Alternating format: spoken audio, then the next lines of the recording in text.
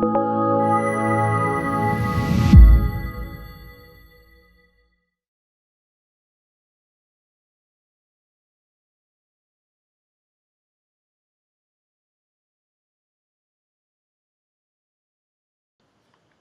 I'm Jacob Hornberger, president of the Future of Freedom Foundation. This is this week's issue of the Libertarian Angle, the weekly show on the internet, as many of you know, that brings you the libertarian perspective on the issues of the day. I'm joined as I am every week by Richard Ebeling, who teaches economics at the Citadel. Richard, good to see you again. Great to be here once more with you and our viewers and listeners. Yeah, and for those of you who are viewing or listening for the first time and don't know very much about FFF, you can come and visit us at fff.org. We have a daily publication we send out for free called FFF Daily that we put a lot of time and energy into. It's sort of like a daily op-ed editorial page for libertarianism. And then we've got a monthly journal that's by subscription, $25 or $15 for the email version to the Future of Freedom. That's the name of our monthly journal. So, love to have you join us. We have articles every day that we're posting on fff.org, and every one of them fulfills our mission of presenting an uncompromising case for the libertarian philosophy, which is a nice segue, Richard, into the person we're going to be talking about today and continuing our theme of libertarian giants, and that's Leonard E. Read. Read is undoubtedly, for me, the person that has been the biggest influence when it comes to libertarianism. In fact, I once wrote an article for the Freeman, which is the monthly publication of the Foundation for Economic Education that Read founded in 1946. They published an article of mine called Leonard Read Changed My Life. And he really did. That Read had a way of writing that when I discovered it, it just impacted me in such a personal way. It felt like he was just writing directly to me. And it was so attractive in terms of the no compromise element of this. I mean, really, that's where FFF comes out with this no compromise philosophy. It's really rooted in Read's methodology, Read's refusal to compromise principle for the sake of expediency, and the importance of presenting freedom ideas from an uncompromising perspective. As Read used to point out, that you don't compromise principles; you abandon them when you stop using them. Read established fee in 1946. He had an interesting background, as you know, Richard. He had started out in the business world, and I think he started a grocery store or something up in Michigan where he was from, and it failed, and he ultimately went to work for the Chamber of Commerce and rose to the highest echelons of the Chamber of Commerce. He was head of the Western Division of the Chamber of Commerce. He later became head of the Los Angeles Chamber of Commerce, which was the largest Chamber of Commerce in the country. But he, in the process of doing this, he discovered libertarianism, and he's got that fascinating story about how he achieved his breakthrough to libertarianism by having this meeting with a guy named Bill Mullendore there in California. And Mullendore, as Read said, set him straight, and they were talking about the New Deal, and Read at that time thought the New Deal, Franklin Roosevelt's New Deal, was a great thing, and Mullendore sets him straight, and that started Read's road to libertarianism, and he founds FEE in 1946, and I discovered FEE in the 1970s when I was in a public library in Laredo looking for something to read. I was a liberal Democrat, and there I found these 4 little books that had been published by FEE, as the Foundation for Economic Education is called, and I pored over these books, and I could just tell all the scales falling from my eyes, that I realized that libertarianism not only was a philosophy of freedom, but also it was the best thing that could ever happen to the poor, which, of course, most liberals or Democrats are concerned with. And later, in one of the ironies of life, I went to work for FEE. I gave up the law practice because I got offered a job at this foundation that had been a big influence in my life. And you, of course, were impacted by FEE early on, and you ultimately became president of that organization one of the successors to Leonard Read. So from this point, why don't I turn it over to you and you give us your perspectives of Leonard E. Read? Well, let me sort of just sort of fill in some of the details that you summarized. Leonard Read was born in 1898, and he passed away in 1983. He was 94 years old. As you mentioned, he had been born in Michigan and had started a wholesale grocery business, I believe, in the Ann Arbor area, which at first was successful, but with the coming of the Depression, fell upon hard times. He moved his family to the West Coast, and as you said, ended up becoming the general director of the Los Angeles Chamber of Commerce, and through that venue began to espouse these freedom ideas. As you also alluded to, that Read would tell this great story that at first he was a junior member at the Los Angeles Chamber, and Franklin Roosevelt had come to power in the spring of 1933 and began instituting the New Deal programs. And part of that was the formation of the National Recovery Administration, NRA, which was basically an attempt to impose a fascist-type economic structure on the American economy. And at first, businesses felt they had to be on board, get America out of the depths of the Depression. And the LA Chamber of Commerce was acting as a collaborator with FDR's programs. And then there was this Southern California businessman, William Mullendorf, head of an electric company out there, who had publicly said that he wasn't going to cooperate. And his boss at the chamber said, Read, you're going to go talk to him and set this guy straight and get him on board with the New Deal. And the appointment was arranged, and as Read recounted the story, Mr. Mullendorf, William Mullendorf, was very courteous and friendly. Read sort of took about, I guess, whatever amount of time, 10, 15 minutes to lay out the case for, getting on board with the New Deal. And Mullendorf supposedly said, well, Mr. Read, that is very interesting, and I appreciate your point of view, but I would ask you to listen to me. And I have to talk for about an hour. And after that, I'll answer any questions you may have. And according to Read, in that hour of just listening to William Mullendorf, Mullendorf laid out what became called the freedom philosophy, the ideal of individual liberty, free markets, limited government, peaceful and competitive market exchange. And the scales fell from his eyes. And that began Read's path to becoming this great proponent of liberty.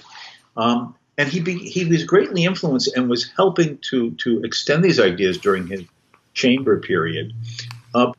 He would give public lectures, and in one instance, at one of these public lectures, a retired economist came up to him named Thomas Nixon Carver. Now, Carver is now basically forgotten, but he taught for about 30 years at Harvard University and was an old-fashioned free market liberal economist. He wrote many books and many articles. And Carver, who had retired to L.A., came up to Read and said, you know something? You sound just like Frederick Bastiat. And Read said, who's Frederick Bastiat? And Thomas Nixon Carver said, well, then you need to read this guy. And that, of course, led Read at that time to read the law, what is seen and what is not seen in the oeuvre of Bastiat's work that at that time was in English. And that inspired him even further. So that the upshot was that he left the chamber. He'd come to have a job with another market-oriented organization in New York, but found that it required him to compromise too much. And so he left that organization, the National Industrial Conference Board. And he was inspired by a number of businessmen to found his own organization, which became the Foundation for Economic Education, FEE, which he established at that time in a great and grand mansion in Irvington on Hudson, near Tarrytown in Westchester County, just north of New York City, in April of 1946. Now, before you and I talk about some of his ideas, I think it's important to explain the intellectual current and environment at that time, and therefore the uniqueness of this organization. The New Deal had come into power in 1933. Roosevelt was president for over 12 years, the only man to be elected 3 times to office. He transformed the United States. The growth of government, government regulation, redistribution, taxing, spending, deficits, debt, all at a time in the 1930s and 40s when socialism and collectivism in general was rising to its zenith. The belief that capitalism had failed, old-fashioned, rugged individualism was passé. The future was set in a path for collectivism, paternalistic government, government caring for and providing for people and planning the society. That was the intellectual current. And internationally, yes, Nazism and the Japanese had been defeated in the Second World War, but the wartime ally of the United States and Great Britain had been Stalin's Soviet Union, and they had occupied half of Europe and was setting up communist governments there. There was a civil war going on in China, the end result of which was Chairman Mao and his communist regime came to power in 1949. All of the directions were in a leftist direction. And socialists of either a totalitarian or a, quote, democratic theme in the West, Western Europe, the United States, all believed that America's path would follow some variation on the collectivist and planning theme. The voices for liberty, individualism, constitutionalism had fallen by the wayside. And here was Leonard Read against this tide, setting up at first this modest organization called the Foundation for Economic Education. But what was significant is that he not only founded an organization meant to challenge this, but he did so in sort of a two-pronged aspect. One you referred to, Jacob, his notion of a principled and uncompromising defense of the principles of individual liberty and the free society.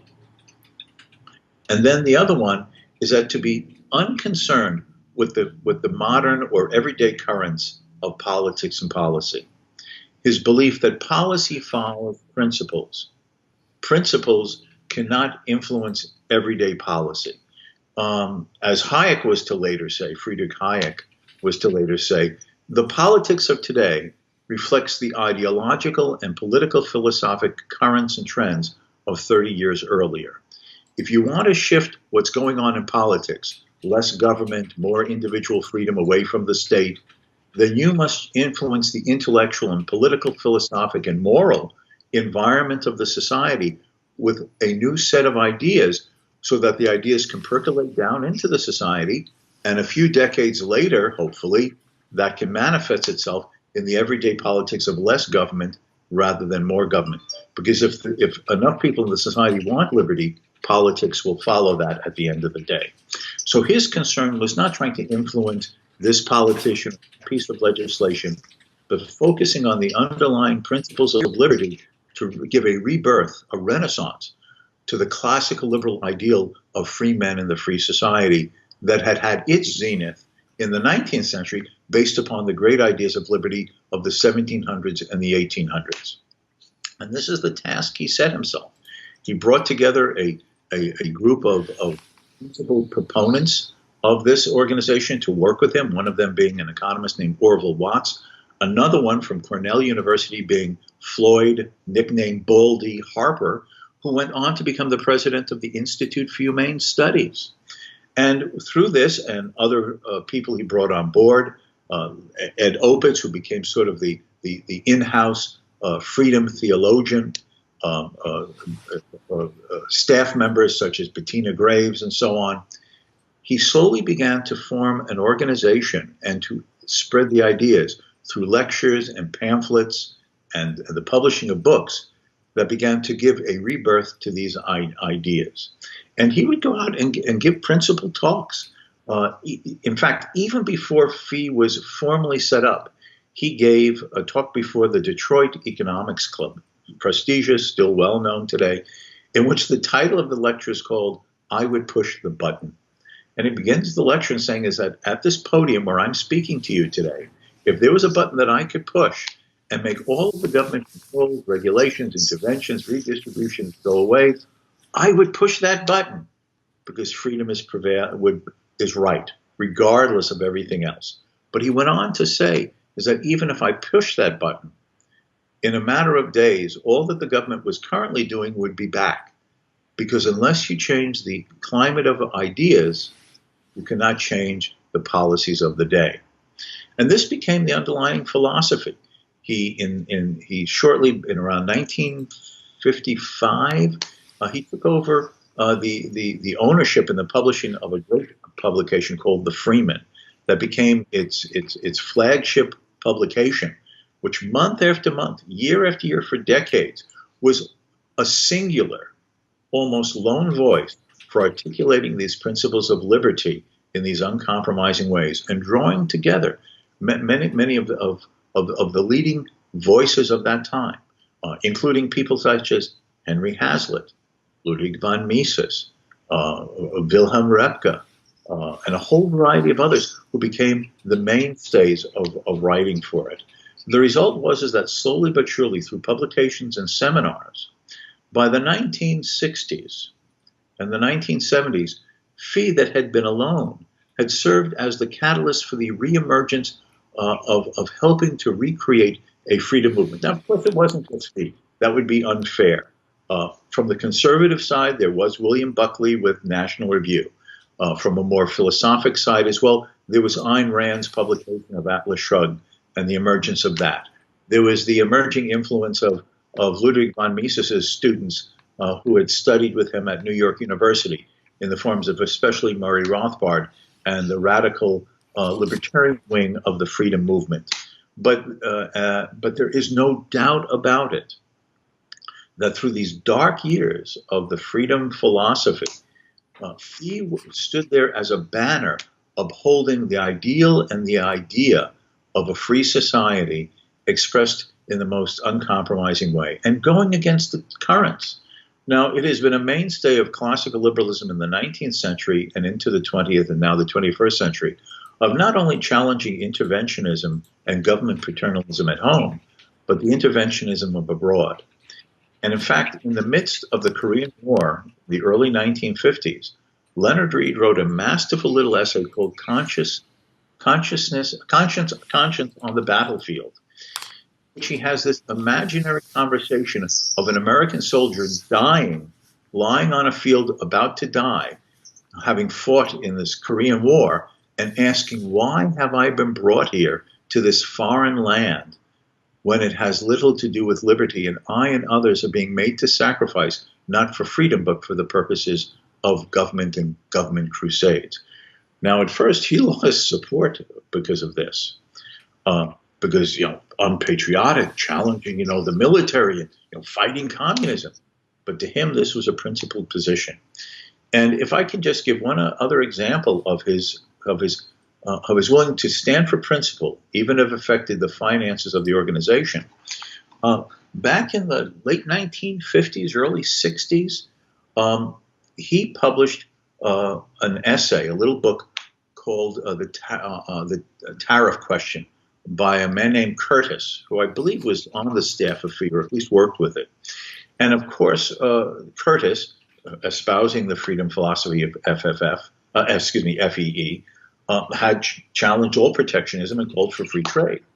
Well, at a board meeting shortly after its publication, Howard Pugh of Sun Oil, the man who put up the money for what's now the Pew Foundation after he died, was a protectionist. And according to the story that I heard from more than one person, I'm sure, Jacob, you heard this story too, Pugh said that if that essay was published or remained in publication, he was going to have to withdraw from his membership on the board of the foundation, and that implying that his money would go with him. And there was dead silence. And Leonard Read looked at Howard and said, Howard, we will miss you. It wasn't money, it was principle. And he believed that if you stood for these principles and articulated and defended them, people would find you. And if what you were doing was worthy, the support would be forthcoming. Now, don't get me wrong. As you very kindly mentioned, for a 5-year stint between 2003 and 2008, I served in a privileged fashion as the president of the Foundation for Economic Education. And as part of my homework to do fundraising for fee, I went through the archives and tried to learn from the master, Leonard Reed, who had done this very well. And yes, he hoped that money would come in by people seeing the worthiness of the product. But he was a very effective fundraiser, both in correspondence and in person, in persuading people to see the value of liberty and the importance of the organization and espousing it, and therefore deserving of their support. And that personal capacity, that personal charisma, resulted in him able to sway many to come over. Now, if I can make one other observation from my own experience as fee president. I, of course, once took over the position, started traveling around the country. Fundraising has to be done. And I would start meeting many people who I had never met, but who had been either past or current supporters of the foundation. And I would find many people over several generations of ages who said, you know, when I was a young man or at some point later in my life, I attended a fee seminar at that mansion building in Irvington-on-Hudson in New York, and it changed my life. I have never been the same. I look back on it with nostalgia. It has made me the person I am in terms of my ideas. The profound influence over decades of Leonard Reed and the organization he put together cannot be underestimated in any way. And let me just finish this segment of my comments with a story that I think I've told in our videos before, but since we're talking about him, let me just take a moment to retell it. I first attended a fee seminar in 1974 at the kind arrangement of Bettina Bien-Graves, who was a staff member then. And Henry Hazlitt spoke, another great free market economist. Hans Stenholz spoke. Ed Opitz, who was on the staff, Bettina Graves, who was on the staff, spoke. I remember only one lecture in the sense of actual vivid memory of it. And that was a lecture that Leonard Reed gave himself on the philosophy of freedom. And at one point, he had the lights turned out in the lecture hall. We're in darkness. And he had an electric candle with a dimmer switch. And he turned up the dimmer just very slightly, so there was just a flicker of light coming from the electric candle. And Leonard Reed said, notice that in this darkness, even this little flicker of light attracts all of our attention. And he turned up the dimmer switch so that the illumination was slightly brighter. And he said, notice, now as it's brightened, we can start seeing a little bit of each other and the shadows. And he turned it up brighter. And he said, notice, now we're able to see most of the things in the room.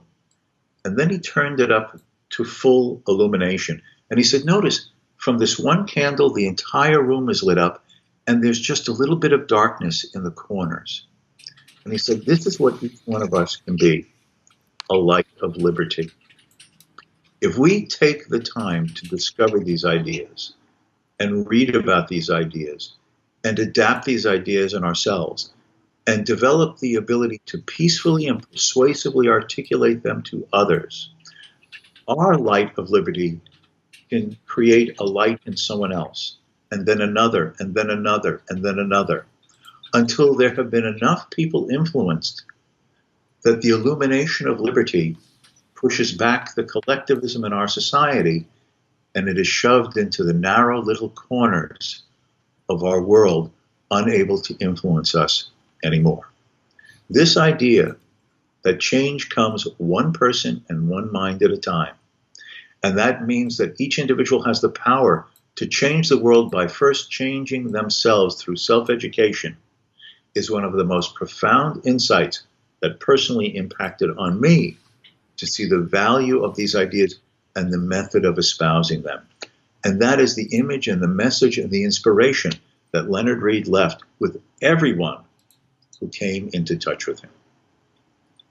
Yeah, I'm always amused by people that say, oh, the libertarian movement is so small. People today say that because my response is, are you kidding me?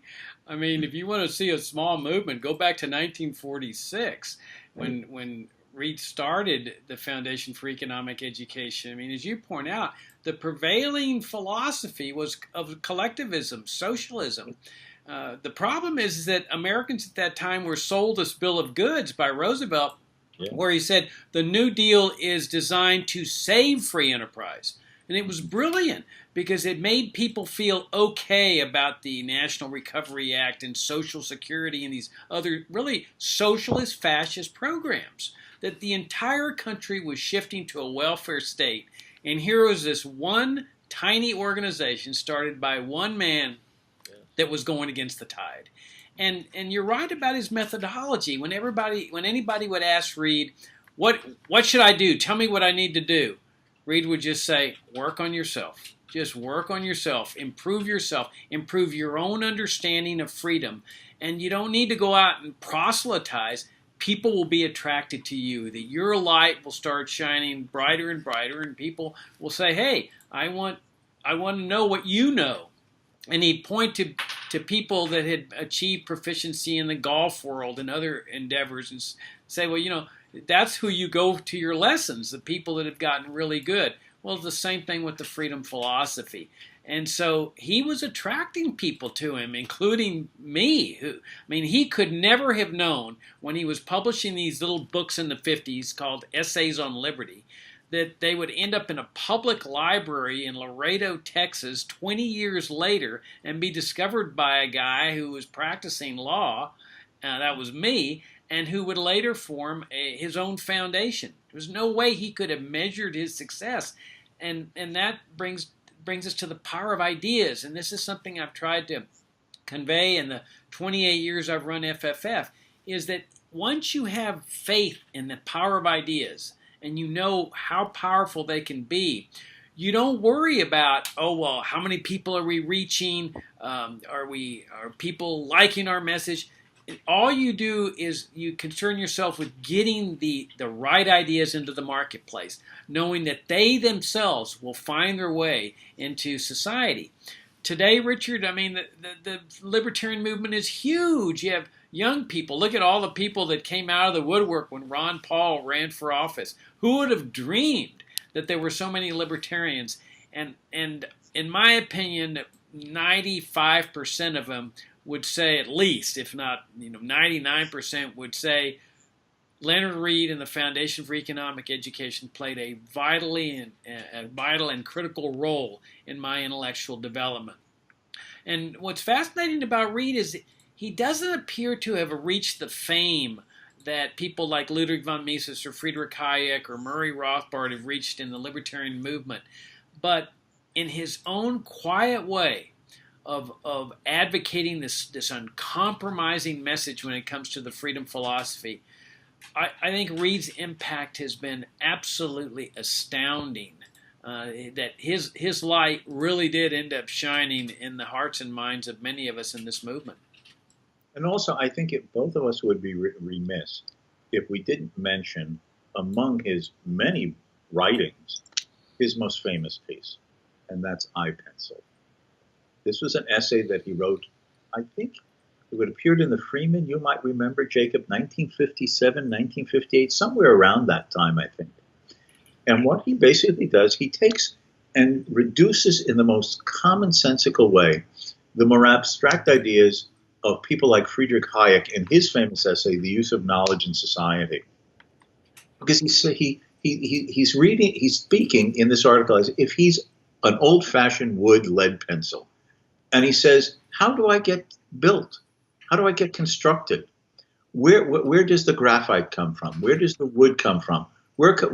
From whence comes the paint? The embossing machines in which a company's name is put on the side of the pencil. The piece of metal or tin that holds the eraser to the shaft of the wooden pencil, or what is this substance called the eraser, and where does it come from?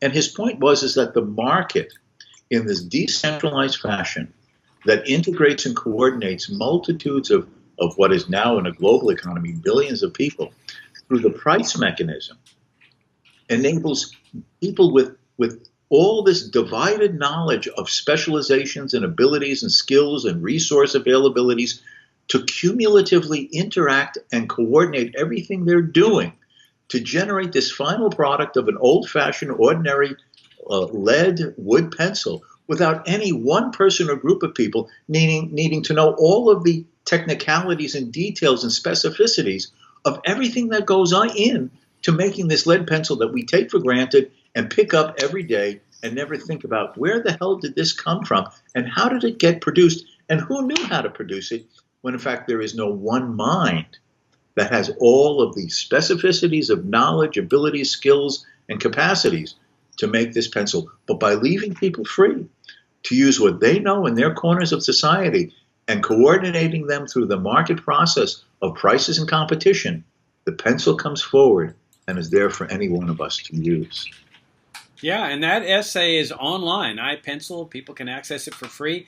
Also, Richard, he brought into existence Bastiat's books, The Law, and it was a major contribution. In the way, as you pointed out, he attracted these major thinkers to Fee for the seminars like Mises and Hazlitt and Kerzner, Israel Kerzner. Israel Kerzner, Hayek lectured there. All of the big names of the 50s and 60s, at one time or another, passing through New York, lectured at a Fee seminar. Yeah.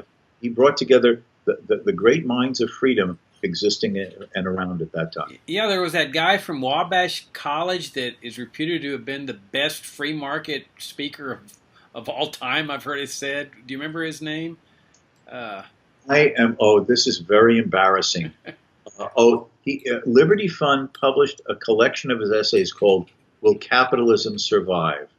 And I'm actually, even with my eyes closed, seeing a picture of him, but I'm blanking out on his name, which is a tragedy, because his essays are excellent, but everyone who knew him says that however good his essays were, his forte, his stage was the public lecture, that he was unbelievably impressive as a speaker. And I apologize to all those out there who know who I'm talking about for both of us blanking out on his name. Yeah, I'm the same way. But before we wrap up, I need to share with you a personal anecdote with Leonard Reed. So I go to my first Fee seminar. It was in 78 or 79 or so. And, of course, I know very little about libertarianism, but I'm on like a burning alive, passionate with it. And so, boy, to meet Leonard Reed was just, it was an unbelievable experience. And as you point out, I have attended a Fee seminar at this mansion. It was just a wonderful experience. It was a life-changing experience to hear all these great speakers, but especially for me to meet Leonard Reed. So one day at lunch, as you know, everything was conducted inside this mansion. There were rooms, dormitory rooms there for the attendees. And there was usually about 40 or 50 people there, something like that. Well, I find myself at a little small table at lunch across from Leonard Reed, just the two of us. And I'm like really nervous, but I am ready for this. And so I said, Mr. Reed, I have a question for you. And he says, yeah. And I said, if people in a society unanimously vote to establish a socialist system, do you think they should be free to do that? And I was prepared to argue either side. I was a lawyer, so I can take either side of the argument. Well, he sits there and he thinks, and then he finally gives me his answer, and it was the worst possible answer. Guess what his answer was? I don't know. How do you argue with I don't know? It was totally unfair. But that was Reed's method. I think he kind of sensed that I was ready for him. And part of his methodology was, don't waste your time arguing with people. Just do what you need to do to advocate this philosophy and share your ideas with people who are seeking this philosophy, and don't waste your time with the negativity. And of course, I'm not exactly a model on that, because I kind of like to argue with status on this philosophy. But it was the mark of the man. He was a man who just really believed in spreading truth and the freedom philosophy, and that was his method. Yes. Often he had a strong and charismatic personality, but he also exuded, at one level, reflecting his belief about freedom and the I don't know, a certain modesty about him. That that results perhaps as time passes, perhaps it's not unusual to be expected, that the figures that have affected many sort of pass away from thought and view. But in a history of liberty in the 20th century, certainly there are intellectual giants, creative, innovative contributors to the freedom philosophy. But without a doubt, within that history of liberty in the 20th century, there must be devoted a section of a chapter on the importance of Leonard Read's contribution to espousing these ideas and to set up an organization to be the avenue to do so. And just one on that point, there's two types of thinkers. There is the original innovator, and then there is the individual who understands the idea and has the capacity to articulate it in a way that can spread it and influence others. In his lifetime, Leonard Read must have published 20 books of one type or another on these freedom ideas. And if you go through them, such as anything that's peaceful, government, an ideal concept, the coming aristocracy, let freedom reign. I can go on. Elements of libertarian leadership. Oh, which is a profoundly important one. Thank you for remembering that. There's a clarity and a simple but compelling logic in his writing style in explaining these ideas, even if he's not the originator of being some great first thinker. The person who can transmit ideas to others is as profoundly important in making them mark their influence as the person who originally comes up with it. And in that, he was the conduit of the ideas of liberty more effectively than many others in those middle decades of the 20th century. Yeah, for anyone getting interested in libertarianism for the first time, I would recommend every single one of Leonard Read's books. And like you say, they number around between 20 and 30 or something like that. So on that note, Richard, we're about out of time. Greatly enjoyed this particular conversation about Leonard. Me too. Thank you, all of you out there, for listening and watching. Yeah, we'll see you next week. In the meantime, come and visit us at fff.org. See you all next week.